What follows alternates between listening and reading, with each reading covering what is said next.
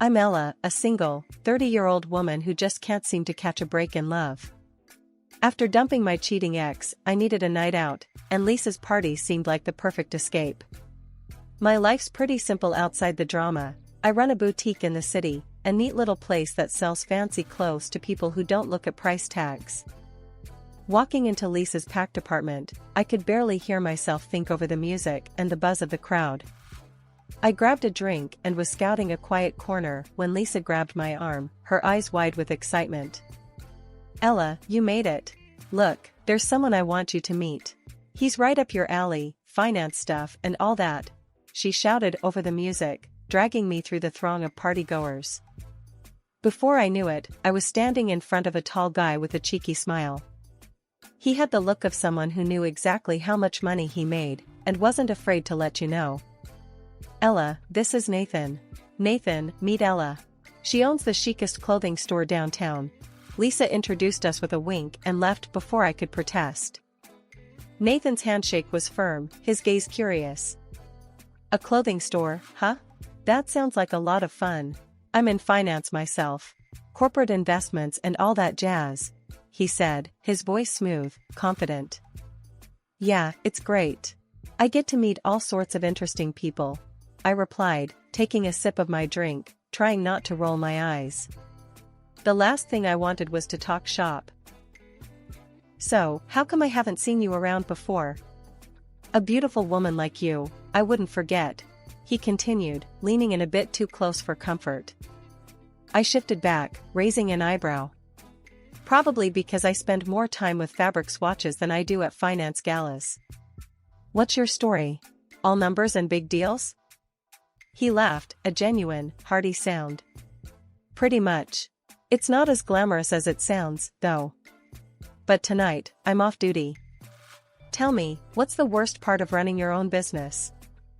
"Inventory days and holiday returns," I said, warming up to the conversation despite myself.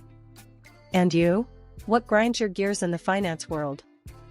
"Regulations and the endless paperwork. But enough about work. What do you do for fun?" Nathan asked, his smile disarming. I found myself talking about my love for vintage jazz records and thrift store hunts, topics I hadn't expected to discuss with a finance guy at a noisy party.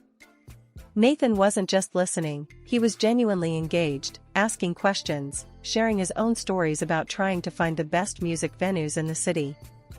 The evening flew by, and before I knew it, the party was winding down. Nathan looked at his watch, then back at me. I didn't expect to spend the whole evening talking to someone so intriguing. "Can I see you again?" I hesitated, the recent breakup flashing through my mind. "I'm not really looking to jump into anything new," I admitted. "No pressures. Let's just say it'll be about sharing more music and maybe some coffee. I know a place that plays live jazz on the weekends," he suggested. Dating Nathan was like stepping into a whirlwind of jazz nights and impromptu city walks.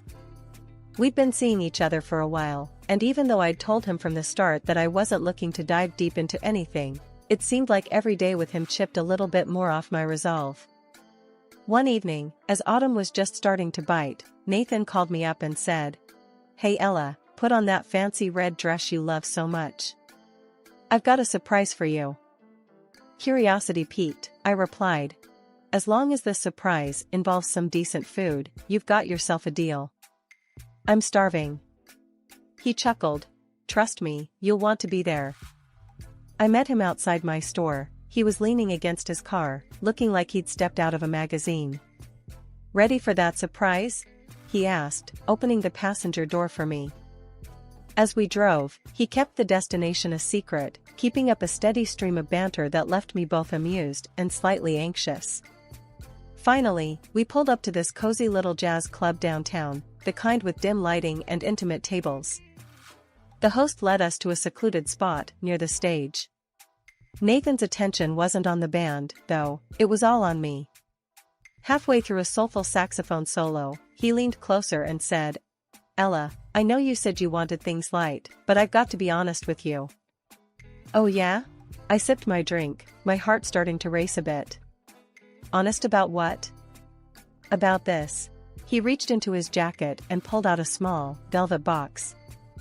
As he opened it, the soft light caught on a simple, elegant ring. "I'm crazy about you, Ella. I don't want to just hang out or go on dates anymore. I want more. I want everything with you. Will you marry me?"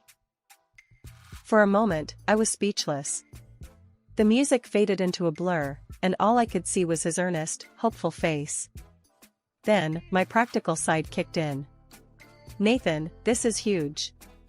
You know I'm scared of jumping back into deep waters." I know. He rushed to reassure me, holding my hand. "But think about it. We're great together. You laugh at my jokes, I pretend to understand art because you love it, and we both can't dance to save our lives. What more do we need?" I laughed despite myself. "Maybe a bit more practice on the dance floor?" "Anything." He grinned. "So, what do you say?" Looking into his eyes, I realized that I did want this, us, a future, all of it. "Yes," I finally said, the word feeling lighter than I thought it would. "Yes, I'll marry you." Nathan slipped the ring on my finger, and we celebrated the only way we knew how, by staying until the club closed, talking about everything and nothing, already planning our next adventure together. The next day, Nathan was eager to introduce me to his mother, Mrs. Harper. We met for brunch at a quaint little cafe she loved. Right off the bat, Mrs. Harper was all smiles and open arms. "Oh, Ella, I'm so thrilled Nathan found someone like you. I just know we're going to be great friends." As we settled into our seats, she began chatting away, filling me in on all the little details of Nathan's life. "You know, he absolutely loves lasagna. I must give you my recipe. And if you really want to spoil him, make him his favorite, chocolate pecan pie. He's just like his father, can't resist a good pie." The brunch went by in a blur of laughter and shared stories, making me feel a little more part of Nathan's world, a world I was slowly, but surely, starting to love. It had been quite the reveal, taking Nathan to the house where I grew up. It's this big, old place that looks like it came straight out of a storybook, all thanks to my dad's knack for playing the stock exchange. When we pulled up in the driveway, Nathan's eyes about popped out of his head. "Wow, this place is incredible," he exclaimed, looking around like a kid in a candy store. "Yeah, Dad's done well for himself," I said, trying to play it cool even though I was proud of where I came from. Inside, Nathan was polite, but I caught him more than once checking out the finer details of the house's decor, the art on the walls, even asking my dad about some of the antiques. It wasn't all bad though, my parents seemed to like him, especially when Dad and Nathan started talking money and investments. My mom pulled me aside while the guys chatted. "He seems like a good man, Ella," she whispered, squeezing my hand. "Very attentive, isn't he?" "Yeah, he's great," I smiled, though part of me wondered if his interest was more in the lifestyle my family had than in me. I shook off the feeling, not wanting to judge too harshly too soon. Later, as we were leaving, Nathan couldn't stop talking about the house. "One day, I'd love a place like this. Imagine the parties I could throw, the people I'd host," he mused, already daydreaming. I nudged him lightly, bringing him back to earth. "You mean the kind of home we could build for our kids, right?" "Of course, that's what I meant," he corrected quickly with a sheepish grin. "Our kids would love it, wouldn't they?" "Definitely," I agreed, though his initial comment lingered in my mind longer than I wanted it to. Fast forward to today, our wedding day, and all those jitters and doubts seemed trivial compared to the joy of the moment. We decided on a simple ceremony at a local garden. It was intimate, just close family and friends, no big spectacle. As I walked down the aisle, seeing Nathan waiting for me, all my worries melted away. His smile was all I needed to reassure me of our future together. After we were declared husband and wife, the celebration began. It was laid back, just how we wanted it. We danced, laughed, and enjoyed the company of our loved ones. During the reception, my dad clinked his glass for a toast. "To Ella and Nathan, may your life together be as beautiful and enduring as this day. Remember, the best things in life aren't things. They're the moments and memories you create together. As the party carried on into the evening, I felt a profound sense of contentment. Whatever uncertainties the future held, I was ready to face them with Nathan by my side. Life after the wedding was a whirlwind. Nathan and I were settling into married life, adjusting to each other's habits and routines, when we were hit with a curveball. My dad, who had always been the pillar of strength in our family, got sick, really sick. It was cancer, and it came out of nowhere, or so it seemed. We spent a lot of time at the hospital, and during one of those visits, Dad decided to have a heart-to-heart with me. Nathan was there too, fetching coffee down the hall. When he returned, he found us whispering seriously and sat down, his face etched with concern. "Ella, there's something important I need to tell you," Dad said, his voice weaker than I remembered it ever being. He took a deep breath, grasping for every bit of strength he could muster. "I've made some decisions about the estate. You're going to inherit $3 million. The room felt silent for a moment, even with the constant beeps and murmurs of the hospital around us. I didn't know what to say. It was a lot of money, a life-changing amount. Nathan, who had just sat down with the coffees, almost choked on his drink. "Wow, that's a lot of money," he stammered, trying to keep his composure. I could see the wheels turning in his head, and something in his expression shifted. It was subtle, but it was there. A flicker of something that wasn't just surprise. It looked a lot like calculation. "Yeah, it's a big responsibility," I responded, feeling suddenly very tired.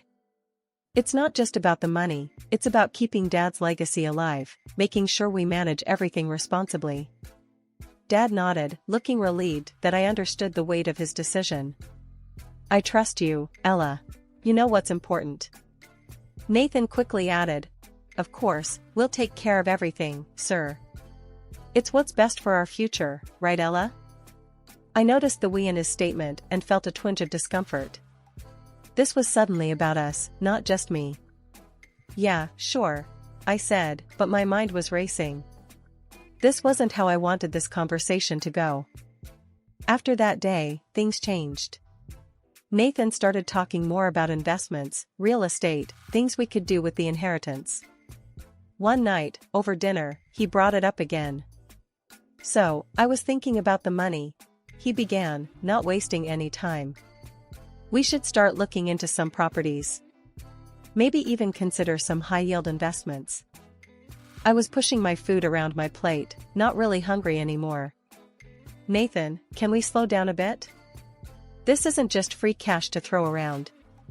It's my dad's hard-earned money. We need to be careful, think things through." He looked a bit taken aback, but recovered quickly. "Of course, I get that. I just think it's a good opportunity to grow our assets, you know? Make sure we're set for the future."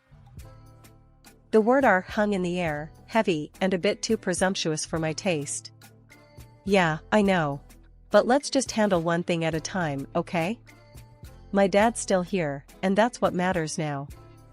Nathan nodded, but the eager glint in his eye didn't match his agreeable tone. "Sure, Ella, whatever you think is best." The weeks following Dad's passing were some of the hardest I'd ever lived through. The world seemed to move on, but I was stuck, my grief a constant shadow.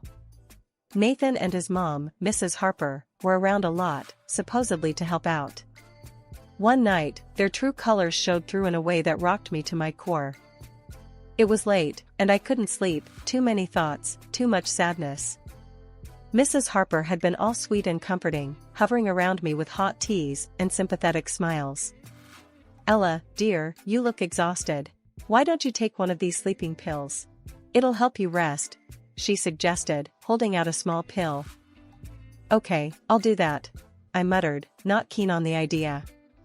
I didn't want to miss a moment, didn't want to blur the edges of my memories of Dad with drug-induced sleep. She shrugged, placing the pill on the kitchen counter. "I'll be in the living room if you need anything." I nodded, pretending to head to my room, but something felt off. Curiosity, or maybe intuition, nudged me to stay awake, to listen. I crept back towards the living room, the floor cold under my feet, my heart pounding in the silence. Their voices were hushed but heated.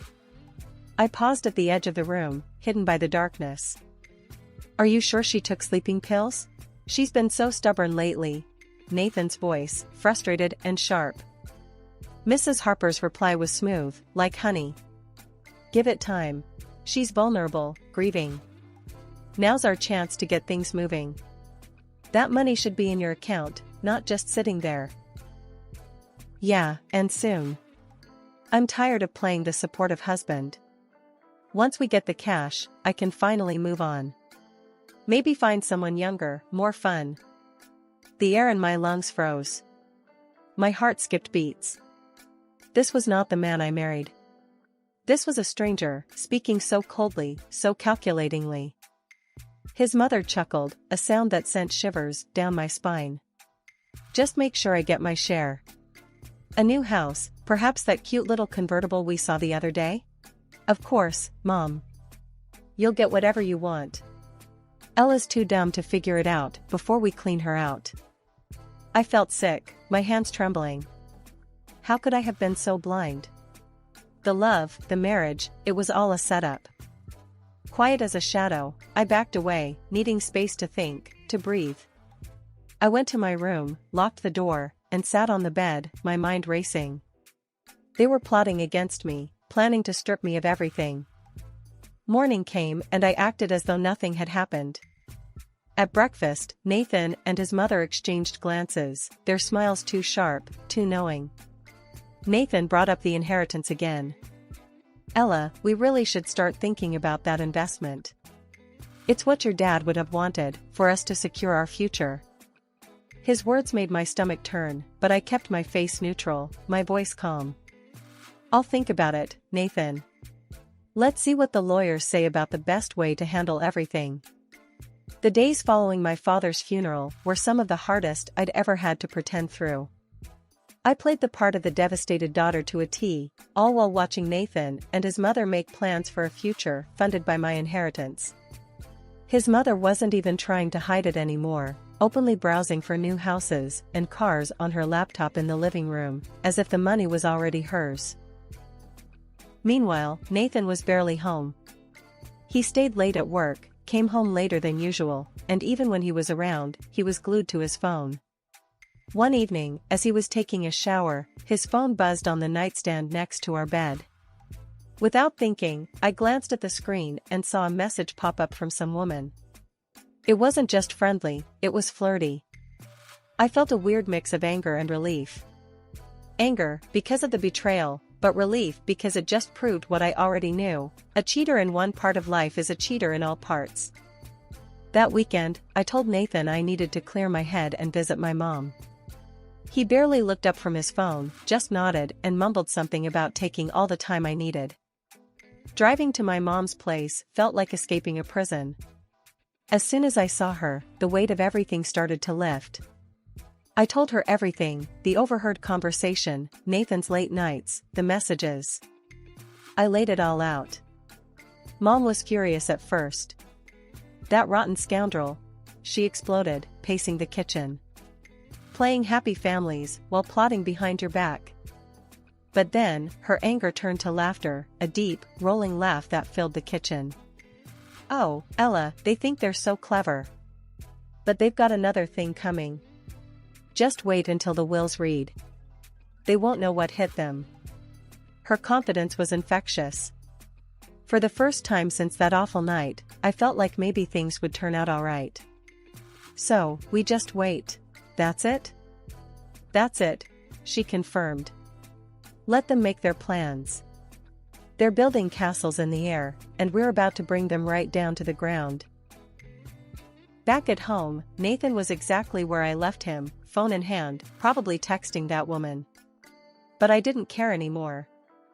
I had something they didn't, a plan and the truth on my side. I went to bed that night not with a heart heavy with dread, but with a spark of strategy and the anticipation of justice soon to be served. The day to read my dad's will finally arrived, and you could cut the tension in the lawyer's office with a knife. Nathan and his mom were practically buzzing with excitement, thinking they were about to become filthy rich. I was sitting there, feeling like I was about to watch a show, knowing all the while what the finale would be thanks to my mom's hint. We all gathered in the small, stuffy office, the air thick with anticipation. Nathan kept glancing at his watch, and his mom was tapping her foot nonstop. You'd think they were waiting for a lottery draw the way they were carrying on. The lawyer, Mr. Jenkins, cleared his throat and opened the thick folder in front of him. Thank you all for coming today. As per Mr. Thompson's wishes, I will now read the last will and testament. Nathan leaned forward, practically on the edge of his seat. His mom whispered, "Here we go," under her breath, rubbing her hands together like she was about to receive her birthday present.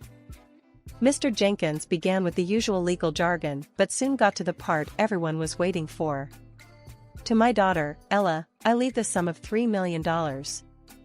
Nathan's mom let out a little squeal, and Nathan shot me a look that was meant to be comforting but came off as smug. I just stared straight ahead, impassive. Mr. Jenkins continued. However, it must also be noted that along with this inheritance, there are debts incurred by Mr. Thompson amounting to $4 million. The room went dead silent. You could have heard a pin drop.